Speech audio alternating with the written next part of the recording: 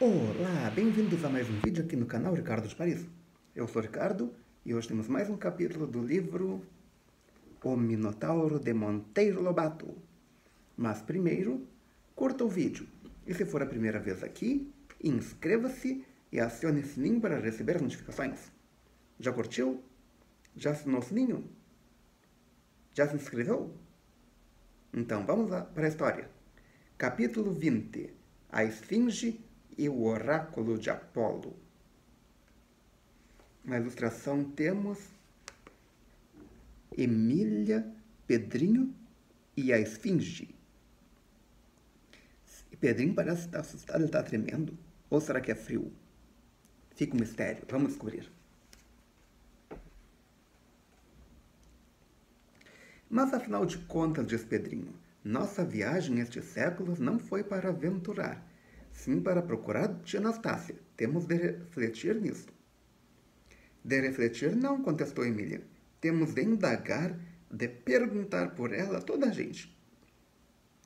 Lá vem um homem, vamos bater papo com ele. Um homem de meia idade caminhava na direção dos 3 pica-paus. Pedrinho foi-lhe ao encontro. Meu senhor, disse ele, andamos perdidos por estas terras e muito precisamos de informações. E contou quem era e o que buscava no mundo helênico. O heleno parou, disse ele.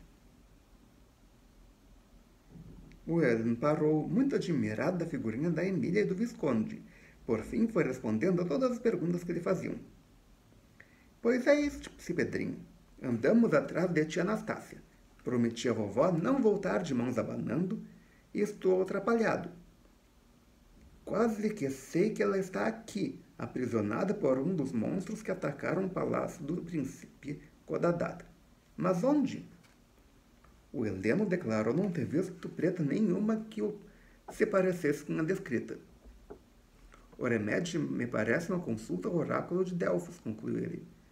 Por que não a fazem? Para Delfos vou indo. É justamente para a consulta ao oráculo. Vocês poderão acompanhar-me. Ótimo, exclamou Pedrinho. Mas tal oráculo adivinha as mesmas coisas? Por Deus, claro que adivinha. E por isso anda o santuário de Delfos sempre cheio de consultantes vindos de todas as partes do mundo. Reis e príncipes, negociantes e pastores. Não há quem não recorra ao divino oráculo. A quantidade de nativos em depósito no templo é enorme. Não existe em parte nenhuma do mundo santuário mais rico de prendas.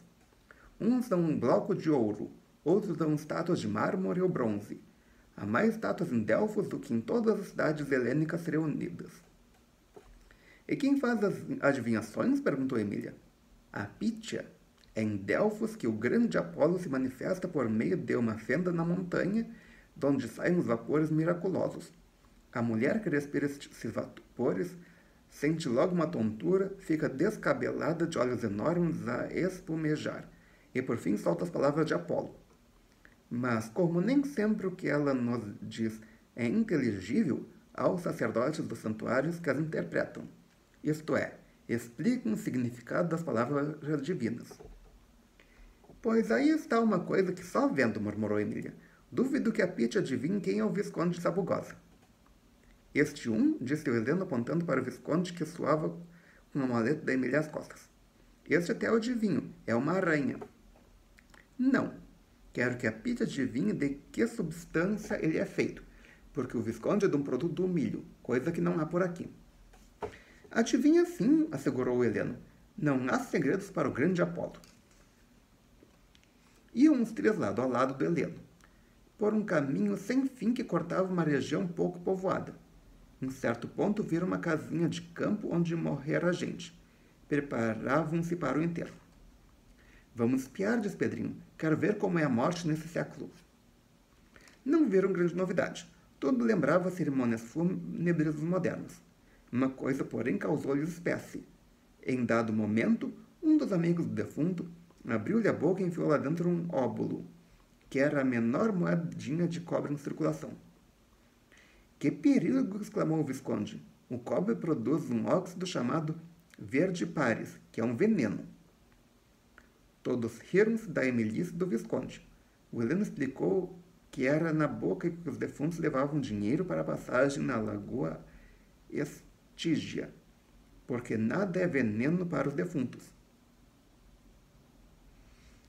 Há nos infernos a Estígia, que todos os mortos têm de atravessar na barca do velho Caronte, e o preço da passagem é um ébulo. Quem não leva, não passa. Emília gostou muito do sistema. Continuaram a caminhar. Uma hora depois, penetraram em zona montanhosa, que o Heleno explicou ser a montanha Esfíngia. E temos aqui de andar com muitas cautelas, disse ele, porque a região é assolada por um monstro de grande crueldade. Aparece de imprevisto aos passantes e propõe-lhes enigmas.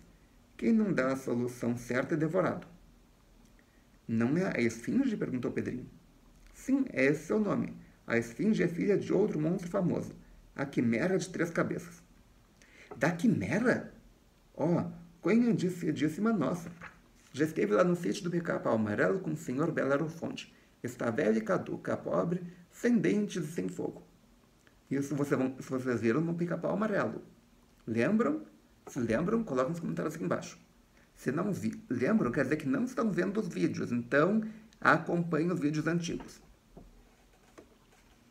Pois a Esfinge anda mais viva e feroz do que nunca. Há pouco tempo devorou o jovem Émon, filho de Creonte. Se nos aparece pela frente, estamos perdidos. Ah, por que foi aquele homem falar naquilo? Parece que o monstro o ouviu e veio, e apareceu diante deles como por encanto, em plena estrada. Um monstro horrível, cabeça e busto de mulher, corpo de leão, asas de águia. Dos olhos saíam chispas ferozes. Ao ver diante de si a Esfinge, o pobre Heleno sentiu as pernas paralisadas. O terror o transfez em estátua. Pedrinho também bobeou as pernas, mas Emília nada sentiu. Seus olhinhos examinaram a Esfinge da cabeça aos pés para bem decorá-la. O monstro não tardou a abrir a boca e deixar escapar um enigma que ou eles decifravam ou... Quem é que anda com os pés na cabeça? Perguntou a esboneca. Piolho, respondeu prontamente Emília. A Esfinge espantou-se da rapidez da resposta e deixou-a passar. Em seguida foi a vez de Pedrinho, que ainda de pernas bambas avançou. Qual é o homem que tem cabeça de boi, coração de carneiro e pele de porco? Perguntou o monstro. Pedrinho era mestre em adivinhações, de modo que, apesar do medo, deu a solução certa. O carneceiro. A Esfinge torrou a admirar-se da rapidez da resposta e deixou o menino passar. Era a vez do Visconde. O Zabuguinho avançou de maleta às costas gemendo. Qual é a coisa mais pesada do mundo? Perguntou a Esfinge. O Visconde deu um suspiro e respondeu sem nem pensar. É o raio dessa canastrinha da senhora Marquesa de Rabicó. A Esfinge franziu a testa. Estava errada a resposta e, portanto, tinha de devorar o Visconde. Mas, ao firmar a vista, achou-o tão exótico, tão significante, tão parecido com uma rainha de cartola, que não deu confiança. Aquilo não era comida de Esfinge. Seus olhos voltaram-se para o Heleno, que dos 4 lhe pareceu a melhor presa. Um pobre homem não podia despregar-se do chão. Suas pernas recusavam-se a obedecer-lhe. Qual é o animal que anda de 4 patas de manhã, de 2 ao meio-dia, de 3 à tarde? Perguntou a Esfinge. O homem nem podia falar, quanto mais resolver enigmas. Gaguejou sem conseguir soltar nem meia palavra. Temos de ajudá-lo, disse Emília. Ele é bobo. O enigma da Esfinge poderá ser enigma para a gente daqui, mas para nós é velharia coroca. Vá por trás dele. Visconde dê a resposta que é homem. Porque o homem é que anda de 4 patas pela manhã da vida, quando engatinha, e depois de 2 quando cresce. E depois anda de 3 quando envelhece, as 2 pernas e mais um poretinho que é a terceira. A bengala. O Visconde foi, colocou-se atrás do Heleno e cochichou-lhe a resposta certa, exata. Mas quem disse da boca do Heleno não poder falar? O Visconde então fez uma voz grossa e disse, fingindo que era o Heleno.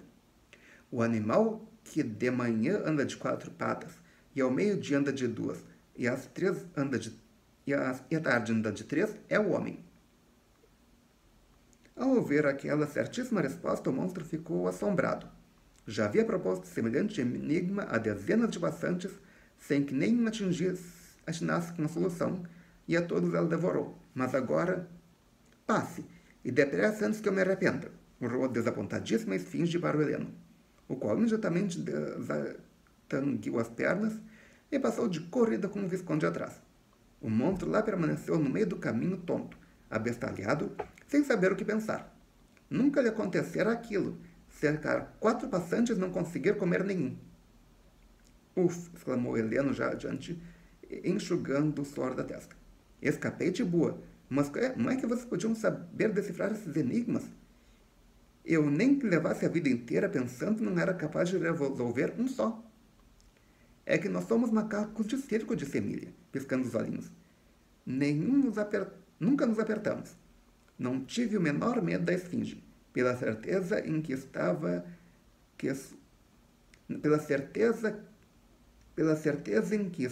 de que suas adivinhações seriam canja para nós. Continuaram na viagem, e por longo tempo o Heleno só falou naquilo. Que assombro, que milagre! Como uma aranha daquela de cartolinha na cabeça e em malas nas costas pudera acertar na decifração de um enigma que era o terror daquela zona? Por Apolo, esse caso é tão maravilhoso que vou erigir um templo com a estátua do prodigioso entezinho de que me salvou a vida. Mas não se esqueça de pôr atrás do entezinho a sobrar no ouvido a adivinhação certa, legou Emília, porque o Visconde foi apenas o seu speaker. Por si só, este coitado não fazia nada. Ia lá e saía-se com uma bobagem qualquer a respeito da minha maleta. Quando me carrega esta maleta, o Sr. Visconde não pensa em outra coisa. Só fala indiretas. Ao longe apareceram no começo da cidade. Mais uma ilustração.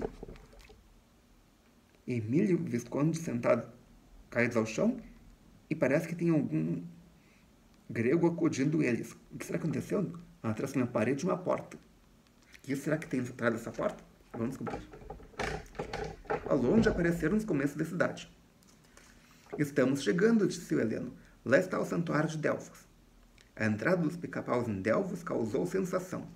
Inúmeros peregrinos ali reunidos vieram rodeá-los cheios da maior curiosidade. Quem eram? De onde vinham? Ao saberem do caso da esfinge, o assombro geral cresceu. Depois Pedrinho indagou dos costumes locais e do que era necessário para que a Pitia os atendesse. Os consulentes têm de oferecer ao santuário uma dádiva de valor. Sem isso, não são recebidos. E esta agora, exclamou Pedrinho, não temos ouro nem nada de valor para oferecer ao santuário. Como há de ser? Emília resolveu o caso num instante. Nada mais simples, disse ela. Se não temos ouro nem estátuas, temos Visconde. Podemos oferecer o Visconde como uma das maiores curiosidades da natureza. E juro que os sacerdotes aceitam. E como ao ouvir isso, o pobre Sabuguinho fizesse bico, ela completou seu pensamento. E depois ele foge e continuamos a nossa viagem. E assim foi feito. Pedrinho aproximou-se do sacerdote e disse que viera consultar a Pitia, trazendo como dádiva um dos maiores prodígios do mundo. Um milhoide que falava muito bem, sabia 1000 coisas e não tirava a cartolinha da cabeça. O sacerdote examinou o Visconde com grande interesse. Fê-lo falar, mexer-se, mover-se de um ponto para o outro, e gritou para os companheiros que viessem observar o estranho fenômeno. Não há dúvidas de que é um estafermozinho deveras curioso, disse ele por fim. Aceitamo-lo como donativo ao santuário. E lá foi o pobre Visconde com a maleta ao ombro, para o depósito das dádivas, conduzido pela mão por um ajudante do sacerdote. Para consultar a Pitia, Pedrinho e Emília tiveram de esperar a vez porque havia muita gente antes, e ficaram na grande praça onde se ergueu o templo de Apolo, de conversa com o Heleno e vários outros peregrinos.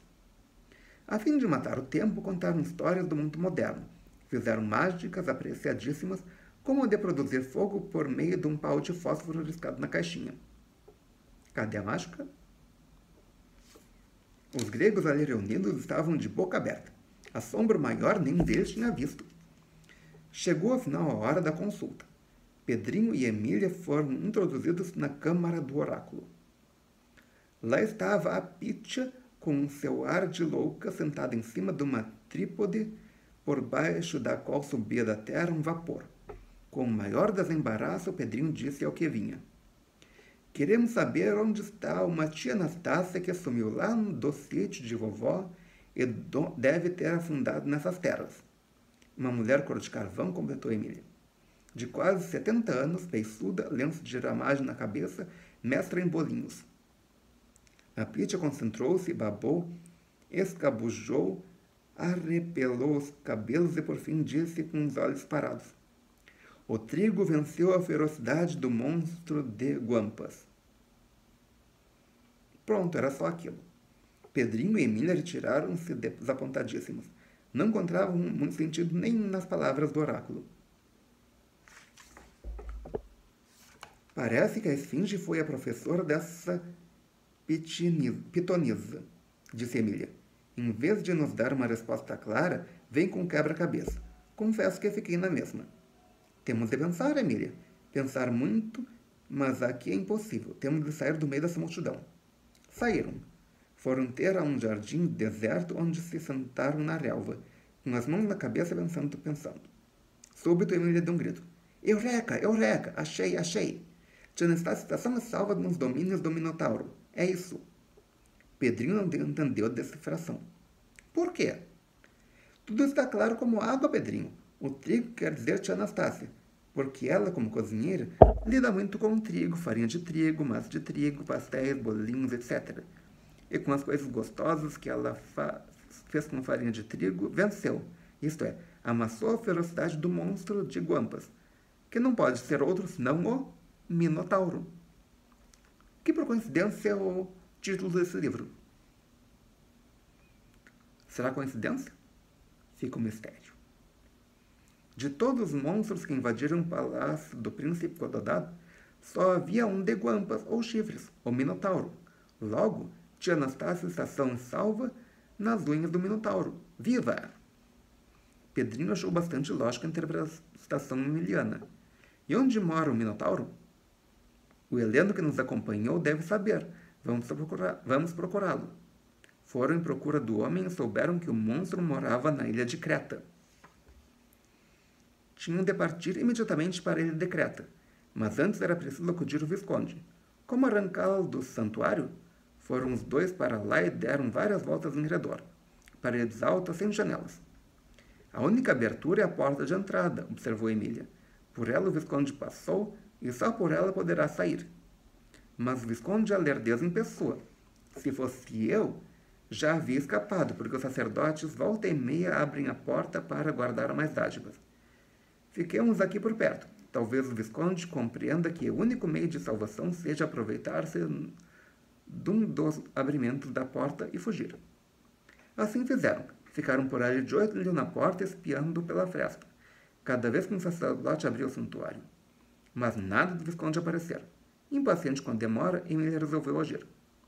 Vou pregar uma peça no primeiro sacerdote que chegar, disse ela. Que peça? Você vai ver. Vinha vindo um deles carregando uma pesada estátua de ouro. Assim que abriu a porta, Emília lançou-se aos seus pés como tomada de convulsões. Pôs-se a gritar coisas que ninguém ali entendia. Era a língua do pé. Fupujapa vipis compondempe. Saiapa apa traspas dopo sapacer perdopotepe.